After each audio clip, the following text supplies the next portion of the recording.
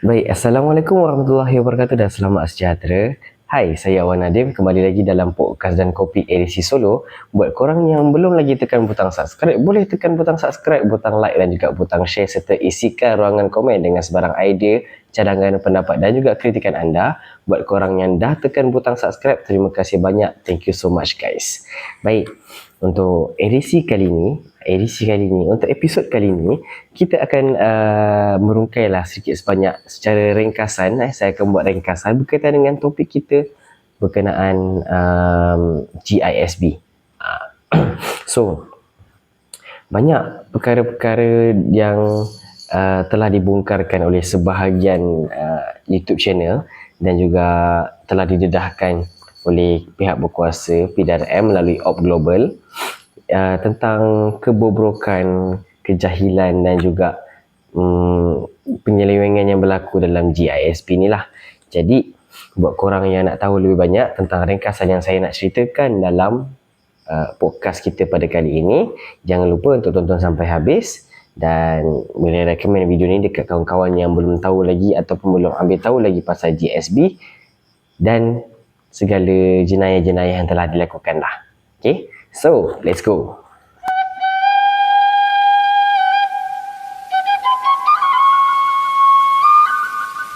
Baik, jadi dalam video kali ini, sebelum kita bercerita lebih lanjut berkaitan dengan GISP, saya nak buat satu disclaimer lah, yang mana saya bukan membuat sebarang dakwaan ataupun sebarang pertuduhan yang melulu ataupun buat sebarang spekulasi dan sebagainya. Saya hanya menceritakan semula berdasarkan penceritaan daripada bekas-bekas ahli GISP dan juga mereka-mereka yang mendekati organisasi tersebut lah. Okey. Yang keduanya, saya juga bukan golongan agamawan yang nak menafikan sebarang kebaikan yang telah dibuat. Namun di sini saya hanya ingin menyatakan apa yang dah diceritakan orang, apa yang dah didedahkan pun oleh pihak berkuasa.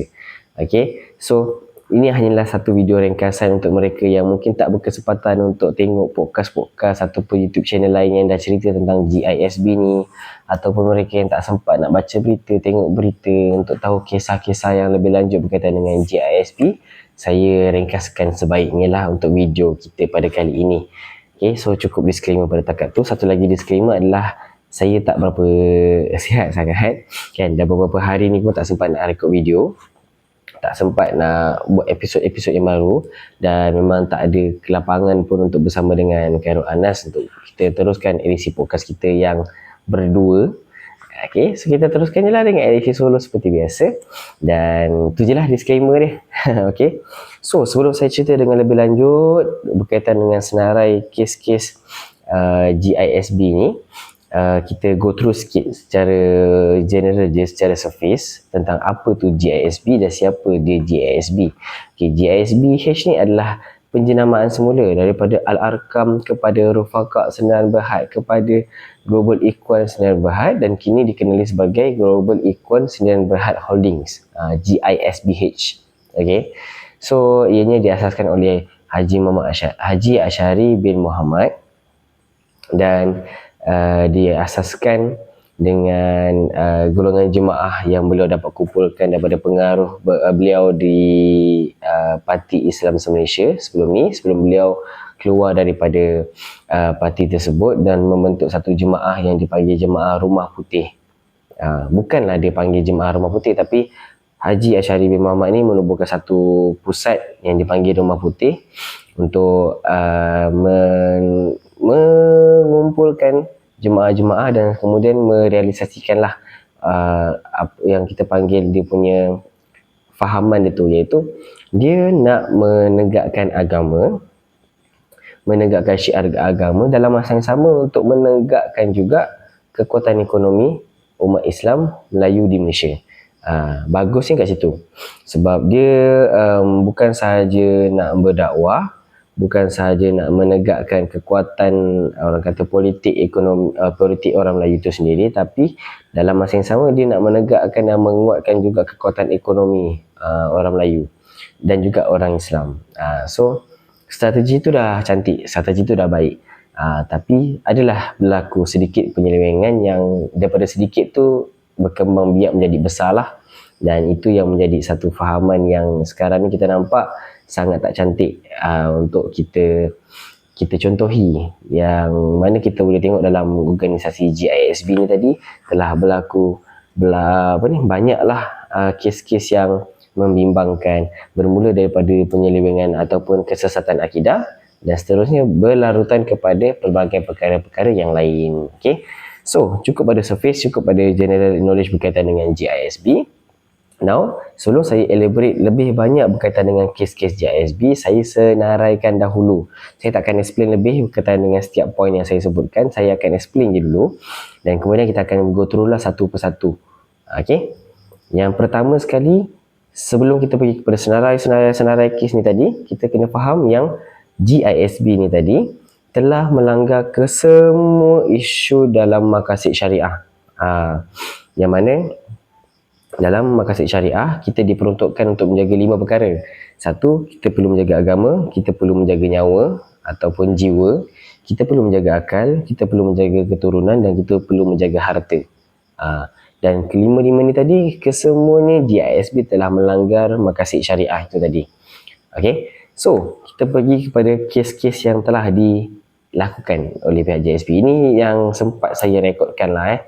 Ada banyak lagi perkara-perkara yang mungkin tak sempat direkodkan, tapi kita go through je lah apa yang ada dulu. Okay. Yang pertamanya kes akidah. Okay. Dan keduanya kes tarikat yang sesat, iaitu Aurat Muhammadiyah yang telah difatwakan sesat dah pun. Ketiga, kes pekerja tiada gaji. 4, kes penderaan kanak-kanak, yang mana kita pun dah nampak tular video-video yang ada dekat social media. Kelima, kes poligami toksik. Ada kes perkahwinan tak berdaftar dan tak sah, yang keenam. Yang ketujuh, kes buruh kanak-kanak. Kes 8 adalah kes dakwah doktrinisasi paksaan, iaitu terhadap kanak-kanak di rumah amal. Yang ke-9 9 ke-10, kes zakat dan cukai yang tak dibayar. Seterusnya, kes memutuskan silaturahim kekeluargaan. Yang seterusnya, kes kasta. Berlaku juga kes kasta dalam GISB. Yang terakhir sekali yang saya dapat adalah kes eksploitasi wanita dan juga wanita bawah umur.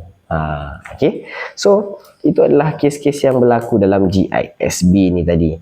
So, kita nampaklah kes-kes ni secara tak langsung, selain daripada dia mengganggu gugat kehidupan normalisasi masyarakat, dalam masa yang sama dia juga mengganggu gugat kestabilan nama baik agama itu sendirilah.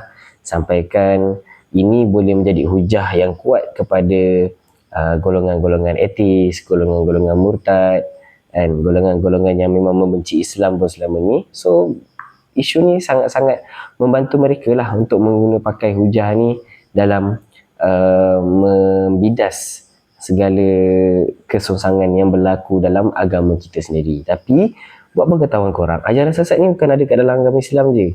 Agama Hindu ada, agama Buddha ada, agama Kristian pun ada. Malah agama Judaism pun ada, agama Yahudi kan.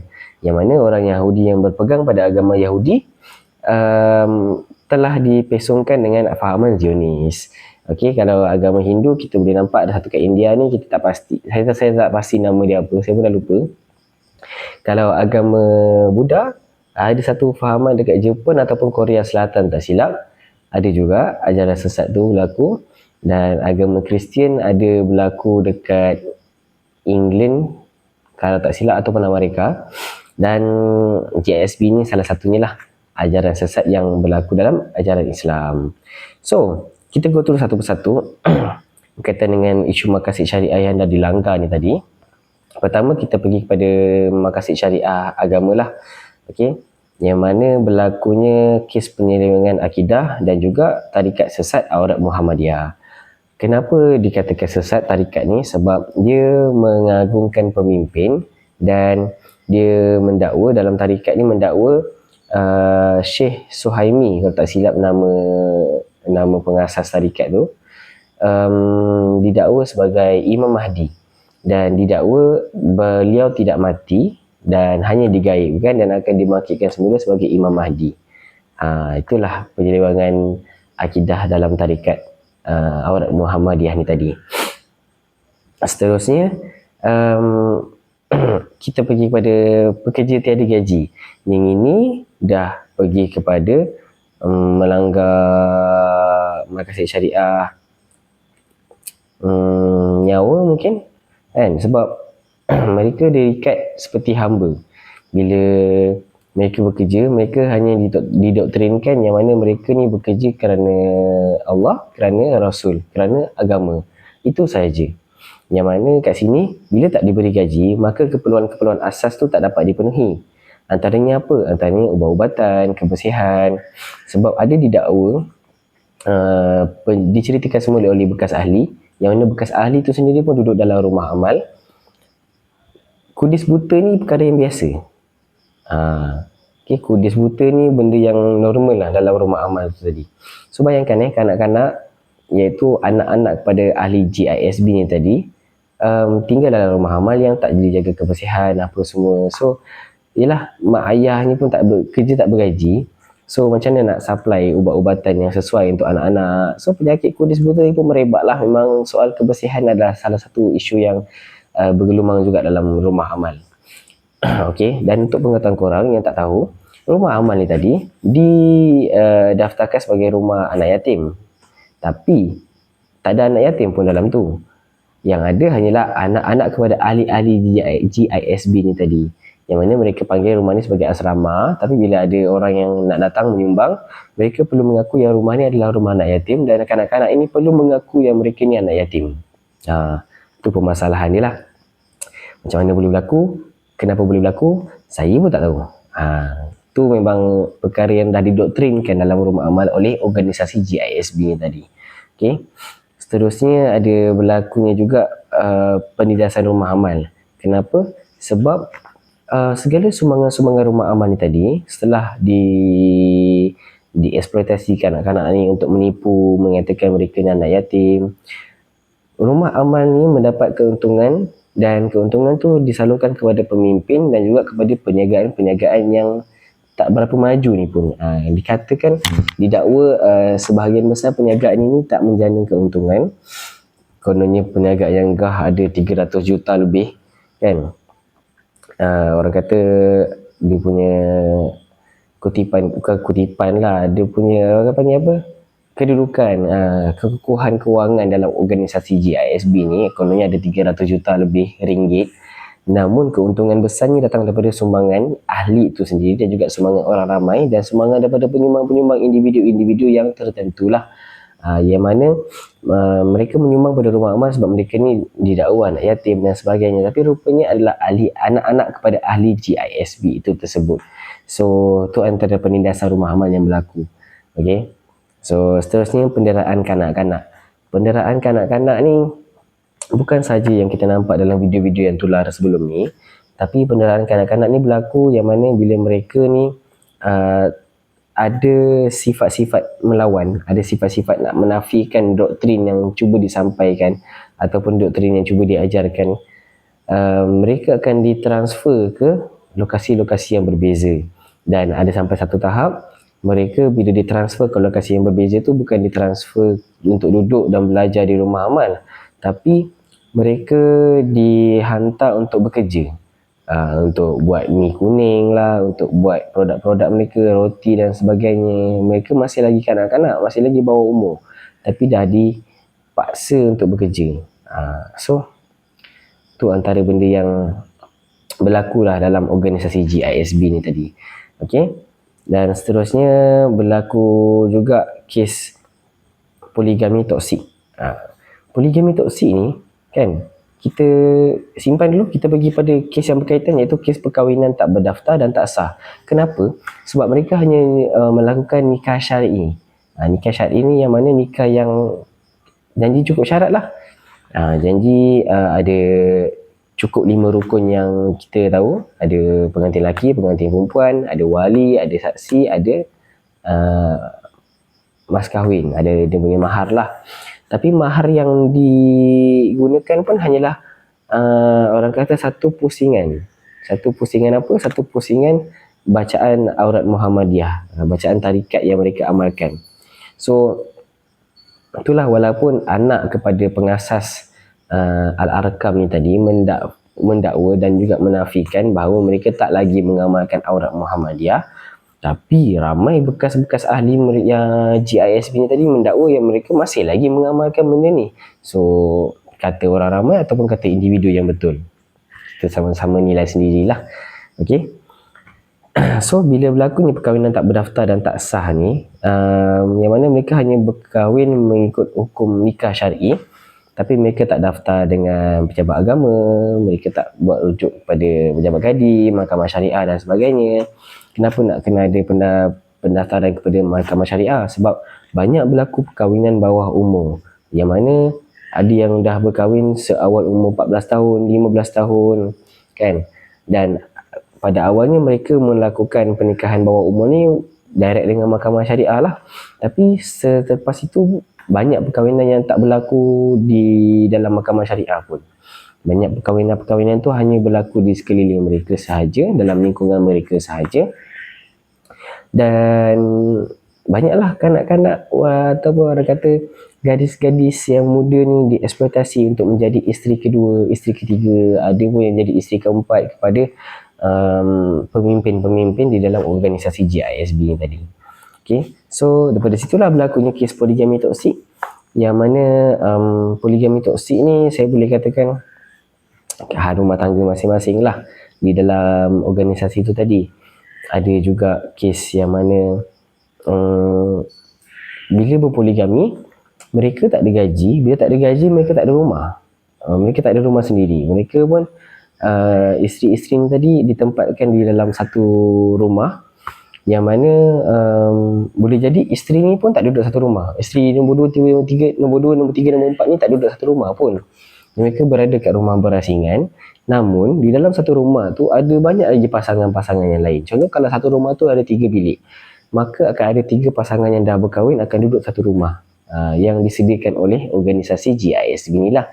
Dan let's say suami ni cuma ada satu bilik sahaja di dalam satu rumah yang diberikan oleh organisasi tadi. So isteri-isteri ni tadi mungkin akan duduk kat rumah amal, akan duduk kat asrama yang lain. Dan bila mereka nak bersama dengan suami, mereka perlu bergila-gila datang ke rumah yang suami duduk tersebut, bergila-gila di dalam bilik tersebut lah. So mungkin adalah berlaku banyak ketidakadilan dan sebagainya. Macam nak bagi nafkah kalau gaji pun suami tak dapat kan? So macam mana mereka boleh berpoligami walaupun tak dapat gaji? Inilah berlaku manipulasi dari segi mungkin kalau perkahwinan itu didaftarkan adalah penipuan dari segi slip gaji dan sebagainya. Tapi macam saya kata, banyak perkahwinan yang tak berdaftar dan perkahwinan yang tak sah. Sebab tak sah kenapa? Sebab dia punya mas kahwin tu bukan harta benda, bukan satu benda yang ada nilai, iaitu hanya satu pusingan bacaan atau tarikat aurat Muhammadiyah. Itu antara benda yang menyebabkan tak sah lah. Tapi perkahwinan tu kalau tak berdaftar, makanya kalau suami tu tak ada gaji pun diorang boleh berpoligami. Itu permasalahannya kan. So banyaklah berlaku kes-kes yang toksik dalam poligami yang diamalkan oleh kebanyakan pemimpin dalam organisasi GISB ni tadi. Okay, seterusnya kita pergi pada kes buruh kanak-kanak. Ni tadi macam kes rumah amal lah, yang mana bila budak ni dia orang akan claim sebagai budak ni hyper. Bila budak hyper ni, maka kita akan hantar dia ke rumah amal yang lain, kita akan hantar dia ke rumah amal yang seterusnya dan seterusnya.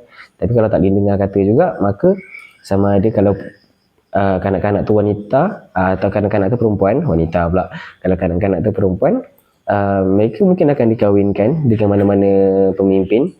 Dan kalau kanak-kanak tu lelaki, mereka akan dieksploitasi sebagai buruh kanak-kanak lah. Mungkin dihantar ke kilang mi, dihantar ke kilang roti, dihantar ke kilang produk-produk mereka yang lain, kicap mereka dan sebagainya lah. Okay. Dan berlaku juga kes dakwah doktrinisasi paksaan. Sebab budak-budak ni dipaksa untuk tak bersekolah. Mereka takkan dihantar ke sekolah. Mereka yang duduk dalam rumah amal tu kebanyakannya tak bersekolah, tak ada pendidikan. Mereka hanya diajar untuk hafal, ada dakwaan untuk baca tahlil setiap hari. Dan mereka hanya baca Quran. Baca Quran tu hanya untuk hafal sahaja. Tak ada orang kata kelas khas untuk memahami mungkin asbabun nuzul ke, belajar tajwid lebih ke apa tak ada. Mereka hanya baca ada kelas Al-Quran tu hanya untuk baca dan hafal. Ini yang didakwa oleh mereka lah, bukan saya buat cerita, jangan salah faham. Okay. So selain daripada kelas baca Quran tu, ada juga kelas lain mungkin, tapi tak banyak. Dan kebanyakan kelas yang ada adalah hanya kelas untuk kita mengulas dan juga membedah sajak-sajak pemimpin mereka, iaitu Abuya. Okay, Haji Asy'ari bin Muhammad tu lebih dikenali sebagai Abuya lah oleh ahli-ahli JISB ni. So kanak-kanak yang tinggal dekat rumah Amal tu hanya belajar Quran sikit, lepas tu banyak membedah tentang sajak-sajak Abuya, puisi-puisi Abuya. Kalau Abuya kata ini maksudnya apa, kalau Abuya cakap itu maksudnya apa. Macam Abuya tu dah macam sastrawan negara dah. Orang kata dalam organisasi JISB ni, sampaikan kanak-kanak yang duduk dekat dalam rumah Amal tu pun dipaksa untuk baca dan bedah orang kata karya-karya seni Abuya ni tadi. So itulah berlaku doktrinisasi ni. Ada yang mendakwa mereka dikerah untuk belajar tentang hal tarikat tu juga. Yalah, tarikat Aurat Muhammadiyah ni jadi pegangan utama diorang kan. So of course diorang akan doktrinkan kanak-kanak dalam rumah Amal ni lah. Dan itu sebabnya lah diorang tak hantar ke sekolah. Itu sebabnya lah diorang tak hantar kanak-kanak ni untuk buat benda-benda lain. Sampai kan ada kanak-kanak yang tak tahu pun dekat luar ni kita ada bangsa Cina, bangsa India. Sebab mereka terlalu diletakkan dalam satu kepompong GISP tu, sampai kan diorang tak tahu pun dunia luar ni macam mana. Ada kanak-kanak yang macam tu. Okay. So seterusnya isu kes zakat dan cukai tak dibayar. Ini bayangkan macam mana kalau gaji orang pun tak bayar, gaji pekerja mereka sendiri pun tak bayar, macam mana nak declarekan tax, macam mana nak declare cukai dan sebagainya. Ini pula nak bayar zakat. Kalau orang tahu diorang ni bayar zakat, diorang bukannya bayar zakat perniagaan, diorang bayar zakat fitrah lah, zakat yang biasa. Tapi zakat itu pun bukan dibayar kepada amil-amil yang kutip zakat fitrah yang kita jumpa kat bazar Ramadan ke apa semua, tak. Diorang bayar sesama mereka sebab masing-masing asnaf, sebab masing-masing tak ada gaji kan. So dengan berbekalkan RM10 yang mereka ada, mereka bayarlah dekat kawan sebelah. Yang sebelah bayar kat kawan sebelah, silap-silap RM10 tu datang balik kat diorang, sebab diorang pun memang asnaf. Itu dah cara diorang bayar zakat fitrah. Kalau zakat perniagaan apatah lagi, memang tak dibayar lah ceritanya. Sebab memang pejabat-pejabat zakat negeri, setiap negeri pun banyak yang dah declare yang memang diorang tak bayar, tak terima apa-apa duit zakat daripada GISB. Okay. Seterusnya kes kasta. Ini berlaku sebab kalau dalam rumah Amal tu ada kanak-kanak yang mana mak bapak dia ni pemimpin-pemimpin yang ada jawatan lah kan. Senang kata kalau dapat nama pemimpin masih ada jawatan, maka mereka akan dapat layanan yang berbeza daripada kanak-kanak yang mana mak ayah dia tu hanya pekerja biasa, pekerja kilang roti, pekerja kilang mi, pekerja kedai makan, kafe-kafe Ikhwan, restoran Ikhwan dan sebagainya. Okay? Layanan tu memang berbeza. Lagi teruk layanan tu kalau diorang ni adalah GISB yang berada di Indonesia. Banyak dakwaan yang mengatakan makan pun tak terurus, apa semua, makan sayur-sayur rosak yang dikutip dekat pasar. So itulah antara keburukan yang banyak yang kita rasa macam tak masuk akal lah. Dan cakap pasal rumah Amal, baru teringat balik, kanak-kanak didoktrinkan dan diajar tentang satu kitab yang dipanggil Seks Suci Islam terhadap kanak-kanak. So bayangkan macam mana sebuah organisasi Islamik boleh mengajar tentang perkara ni, dan bukan dalam silibus fiqah ke apa ke, tak. Tapi diajar dalam rumah Amal. So bayangkanlah apa dia punya kesesatan yang berlaku sikit demi sikit dan seterusnya merebak. Dan kes eksploitasi wanita dan underage ni tadi, kita boleh nampaklah berlakunya kes poligami tu tadi. Dia berkaitan juga sebenarnya, tapi dia adalah satu kes yang ada dalam konsep yang berbeza. Dia daripada satu akar, iaitu kes perkahwinan yang tak sah dan perkahwinan yang tak berdaftar, pecah kepada kes poligami yang toksik dan juga kes eksploitasi wanita dan juga kanak-kanak perempuan bawah umur. So mereka lakukan ini juga. ada kes amang seksual, kes gangguan seksual pun berlaku juga. Dan ini terjadi juga dengan kes-kes dekat tempat kerja diorang pun ada. So itulah, wanita-wanita dalam GSB ni lebih pada dieksploitasi lah untuk mereka-mereka yang jenis patuh, taat kan, jenis yang tak melawan. So mereka ni akan diguna pakai lah. Kenapa? Sebab ada kes yang didakwa satu pemimpin lelaki ni berkahwin dengan seorang perempuan dalam GISB tu juga, dan seterusnya diceraikan. Kemudian adik kepada pemimpin ni tadi kahwin pula dengan dia, dan kemudian diceraikan. Dia macam tu. Dan seolah-olah ada satu term yang mungkin kita panggil Islamic swinger, swinger Islamik. Diorang bertukar-tukar pasangan dengan kaedah diorang, iaitu cara berkahwin bersama, kemudian ceraikan, dan kemudian adik dia pula ambil alih, kahwin bersama dan kemudian ceraikan. Berlaku juga kes-kes sebegitu dalam GSB, memang ada dinyatakan lah. So itu antara cara-cara diorang mengeksploitasi wanita dan sebagainya. Dan yang terakhir, kita pergi pada kes memutuskan silaturahim kekeluargaan. Ini kerana kita sendiri nampak tadi secara basicnya, bila seorang anak kepada ahli GSB ni ditempatkan dekat rumah amal, dia tak duduk dengan ibu bapa dia. Malah ada juga pasangan suami isteri yang duduk dekat dua tempat yang berbeza. Bayangkanlah, tak dibagi gaji, macam mana diorang nak sewa rumah? So terpaksa duduk dekat rumah yang berbeza. Yang lelaki duduk dekat asrama lelaki ataupun dekat rumah lelaki, yang perempuan, isteri pula duduk dekat rumah perempuan ataupun asrama perempuan. Maka mereka terpisah. Nak bersama pun perlu mendapat keizinan pemimpin. Bayangkan, ada berlaku, memang ada dinyatakan lah oleh bekas-bekas ahli. Kita ni suami isteri, tapi nak bersama dengan isteri pun perlu minta izin pemimpin. Macam mana? Macam suami tu tak ada orang kata tak ada daulat dia sendiri sebagai seorang suami dalam institusi kekeluargaan dia.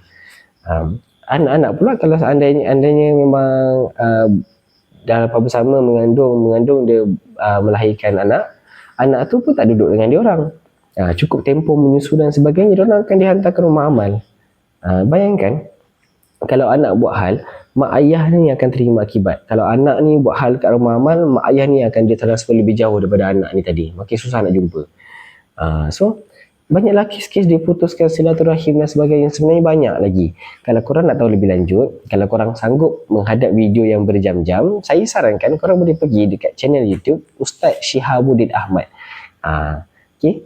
Kalau korang banyak masa nak go through lagi kes GISB ni, Ustaz Shihabuddin Ahmad adalah satu channel yang terbaik untuk korang belajar dan korang ambil tahulah tentang apa keburukan ataupun kejahilan yang dilakukan dalam GISB ni tadi. Ustaz Shihabuddin Ahmad ni membongkar banyak benda yang mana bukan dia bongkarkan, tapi berdasarkan podcast dia ataupun channel YouTube ataupun live dia ni tadi, banyak ahli-ahli GSB yang datang kepada dia dan mendedahkan banyak perkara-perkara sebenar, mendedahkan perkara-perkara yang berlaku dalam organisasi GSB ni tadi. So kita ambil iktibar lah, kita sama-sama bermasyarakat, kita ambil tahu tentang masyarakat kita, ambil tahu tentang jiran-jiran kita juga, ambil tahu tentang orang kampung kita, orang setempat kita, orang taman kita, orang blok kita, kariah kita, jemaah surau masjid kita ni. Kita ambil tahulah tentang pegangan mereka juga, fahaman mereka juga. Bukan nilai, bukan kita nak judge, tapi kita ambil tahu. Kalau kita boleh nasihat, kita nasihatkan. Kalau kita boleh tegur, kita tegur. Okay, jangan sampai bergaduh lah. Kita ambil pendekatan yang paling positif yang kita boleh buat. Okay, supaya benda-benda macam ini tak semakin berleluasa lah. Bukan sahaja GISB ataupun Al-Arkam ataupun Awrak Muhammadiyah. Banyak lagi, ada Milah Abraham, ajaran Sihak lah, banyak sangat ajaran sesat yang sedang berleluasa ataupun mungkin yang baru nak start. So kita kena ambil cakna, dapatkan laporan ataupun maklumat yang sebanyak mungkin, yang sesahih mungkin, kemudian kita laporkanlah kepada pihak berkuasa untuk mereka ambil tindakan. So itu saja untuk kita punya video pada kali ini. Ini membantu untuk korang yang mungkin tak tahu lagi pasal GSB ataupun tak sempat nak ambil tahu. So kita jumpa lagi dalam episod yang akan datang. Buat korang yang belum subscribe, boleh tekan butang subscribe, butang like, butang share dan juga isikan ruangan komen dengan sebarang idea, pendapat, cadangan dan juga kritikan anda. Buat korang yang dah tekan butang subscribe, terima kasih banyak. Thank you so much guys. Kita jumpa lagi. Assalamualaikum warahmatullahi wabarakatuh.